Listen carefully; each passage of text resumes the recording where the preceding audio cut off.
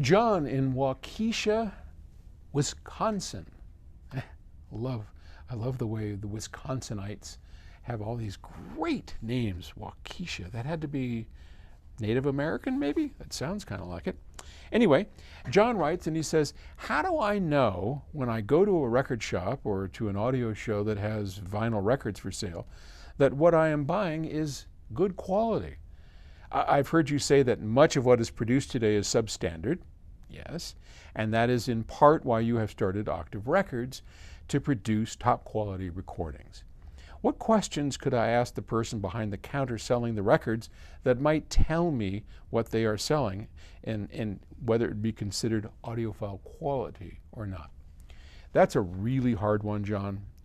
God, I wish I had a simple, clear answer for you, because I struggle with this all the time.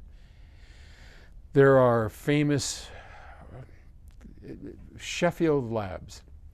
One of my favorite, I mean, I don't even, they're not around anymore, but buying vintage copies of old Sheffield recordings, some of them were pretty good, some of them were not so good.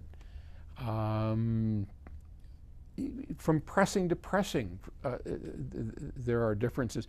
You'll find whole groups out there on forums who will talk about, make sure you look for, release number, blah, blah, blah, blah, because that's the one that sounds great. And you kind of have to just suss that out.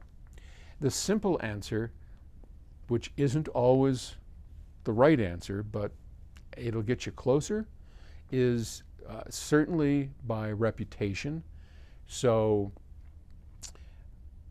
not every Decca release was great. Not every RCA shaded dog was great for older ones. But I will tell you that Mobile Fidelity, a lot of their remasters, they do sound better than the original, but if you like the music, you can almost be guaranteed, and every time I've tried it, that will sound better than the commercial pressing. They do pay attention to it. So there's a case where you can use the pedigree, the reputation of the company to be your guide. For a little self-promotion here, Octave Records, and you brought it up. Octave Records, when we release vinyl, that has been gone over so carefully. Test pressings are listened to. So if you buy something from us, you know it's going to be a great treasured recording, or we wouldn't let it out. But we're rare. Just the truth of it. So it's hard. It's really hard. There are forums.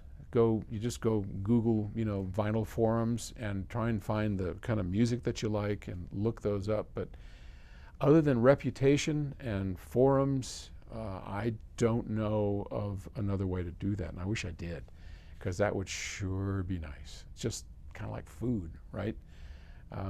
His taste in food may not be my taste in food, so if I get a recommendation from him,